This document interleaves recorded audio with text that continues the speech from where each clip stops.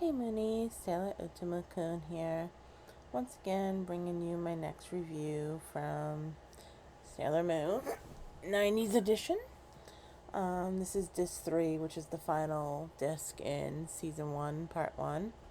You can see we got Sailor Mars on the disc menu.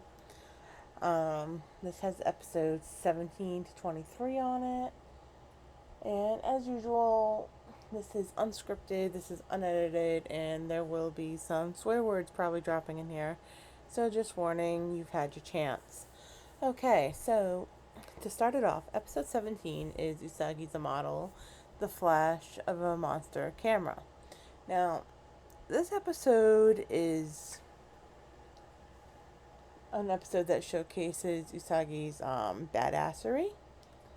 I feel like because Ray and Ami get caught by the monster of the week, and Usagi has to defeat him on her own. Like, Luna's not there because Luna gets captured. So Usagi literally has nobody. There's no Tuxedo Mask. There's no Ami. There's no Ray. There's no Luna. It's just Usagi.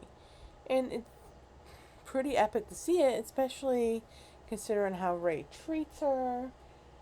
Basically going on like, don't like somebody just because they're famous. In the dub, for whatever reason, this kid that's the central focus of Nephrite went to Ray's school, even though Ray is supposed to go to an all-girls school. I don't know what the fuck that nonsense is about. I'm sorry if these get shorter. I'm already way into the depths of Sailor Moon R by this point. Once I started getting into the more interesting part, I just kept plowing through it, and I just haven't had the motivation to sit here and talk about it. So episode 18 is one that, my God, why did the dub ever allow this to air? It's Shingo's Love the Grieving Doll. This episode is ridiculously freaking creepy. So we see in an earlier episode Shingo's love interest. And in this episode, she's back again, and she is apparently a very talented doll maker. Too bad the dolls are freaking creepy looking. This is coming from someone that has all the pull-up dolls, but at least I know mine aren't going to come flying at me in the middle of the night or some random nonsense. But yeah, I guess Shingo gets embarrassed because all the boys in school are teasing because he's dating this girl or whatever, or liking this girl.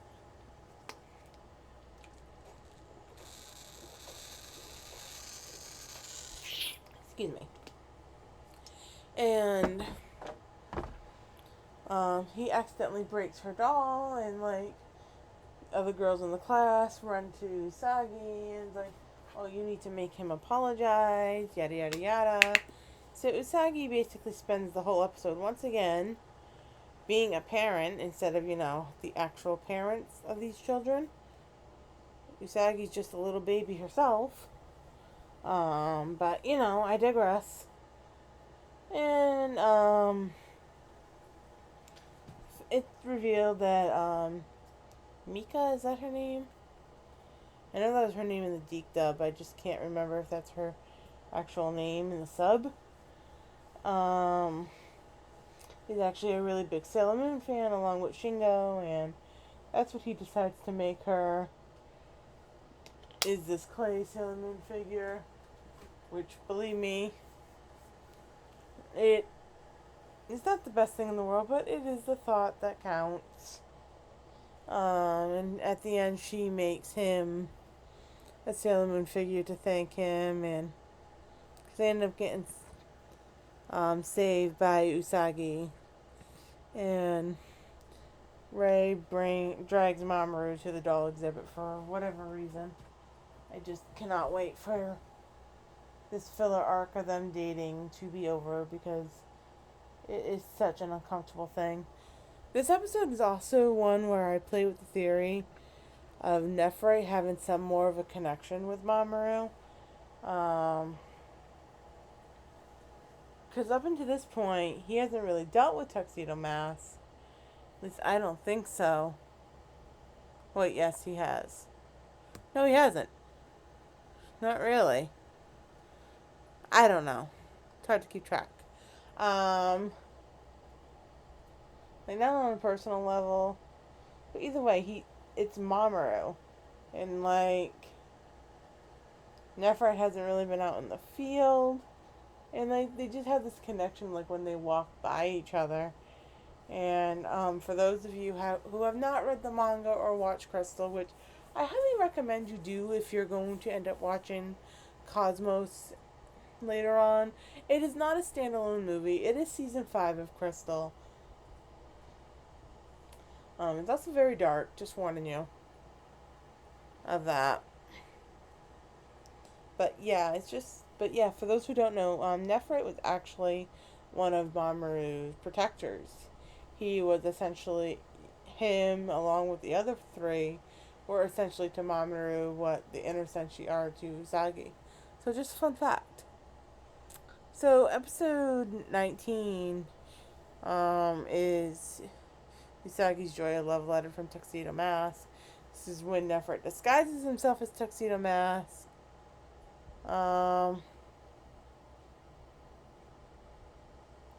And this is where the whole Naru falling in love with his civilian form starts to come into fruition. Usagi starts to learn a lot more about Mamoru, well, Tuxedo Mask. They also get trapped into an elevator. It seems like when these two idiots get trapped in elevators, they spill their deepest, darkest secrets. More on that in a later review. It's just not really a lot to say about this one. There was a lot of memes for this episode when the COVID-19 pandemic first began, because Ray is sick with a cold, and when she comes out to help, she shows up with a mask on her face. Which, if everyone had just done that from the beginning, it wouldn't have taken 3 years to get this world back to some state of normalcy. So episode 20, The Summer, the Beach, Youth, and Ghosts. This episode never aired in America. So this was actually my first time really experiencing it. I did watch all of Sailor Moon with a friend a few years back, and it was the sub.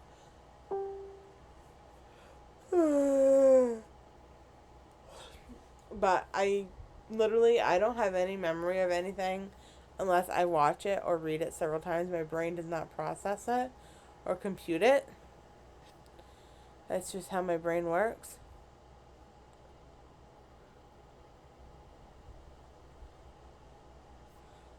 Um,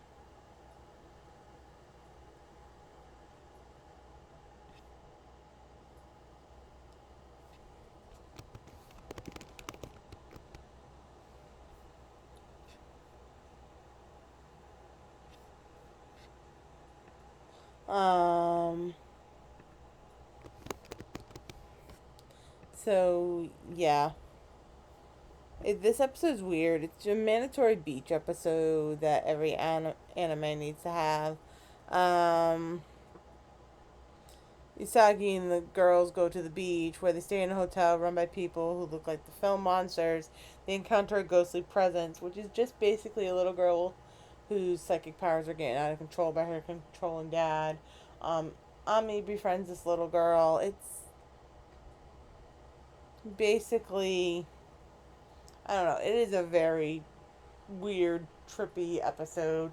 And this is why it took me so long to get through it. It's because the earlier season, when it's just the three of them, there's so much pointless nonsense. Episode 21 is Protect Children's Dreams, Friendship Through Anime. This was my favorite episode when I was a kid. I don't know why. Well, one of them anyways. I can't really tell you why. Other than the fact that I just liked it. Nephrit's target is one of the girls that's working on the Sailor V film, and is just driven by jealousy of her best friend, whose drawings seem better than hers. I can relate a lot to that. I feel very inferior to a lot of my friends. I have friends that can draw better, that can write better, that can edit better, and I just always have felt like an outcast. So I related a lot, and even as a kid, I guess I related to it. Um, Ray's also a bitch in this episode. She says that Usagi's too old to like anime, and then she proceeds to um, fangirl over it with Usagi. And Nephrite has these two warriors that can duplicate the Sailor Senchi's attacks, but they don't have the friendship bond that the Sailor Senshi have. It's a trip.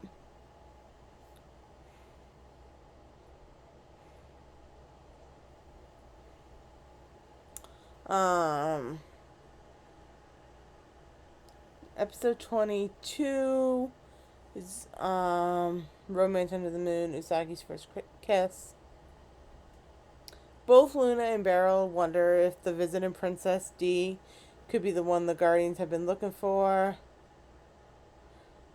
We first get the glimpse of Mamoru's dream that he is Tuxedo Mask, and a girl is asking him to get the silver crystal. And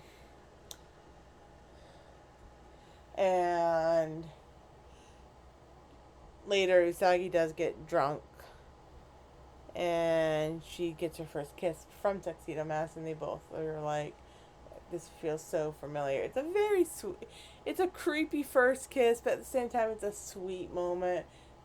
That is canon to the manga, unfortunately, but he's not nearly as old.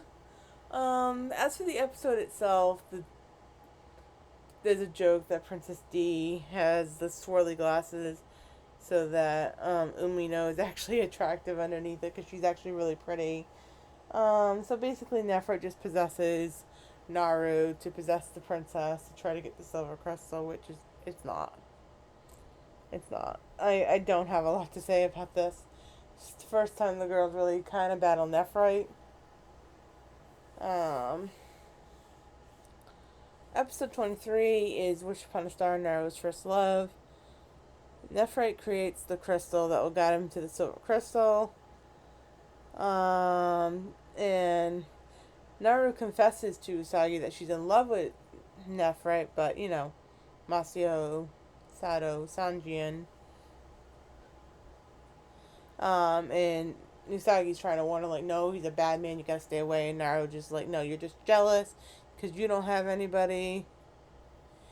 So basically, this whole plot point leads up to him manipulating her to be like, oh, hey, you must have the silver crystal because his crystal keeps reacting. He doesn't know it yet, but it's reacting to her love energy for him. So she steals a crystal from her mother.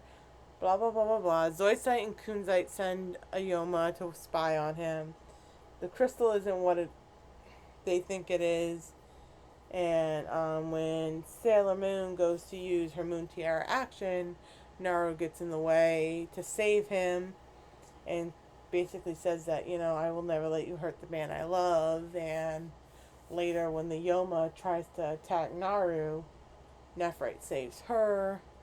And at the very end, when the shooting star goes by, Usagi's like, I can't remember the exact words in the sub, but something along the lines of like, if Nephrite really does love her, let him do no more evil things. And spoilers, he really doesn't after this.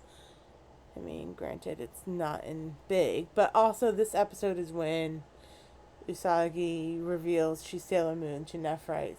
So, yeah,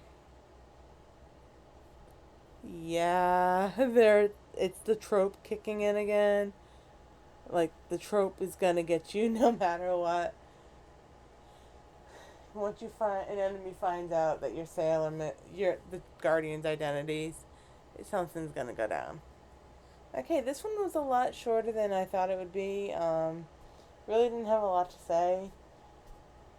these older episodes, let me tell you, are so freaking hard to get through. It's either they're so pointlessly stupid, or they're just pointless, or they make you want to throw something at the TV screen. I have had all of those so far.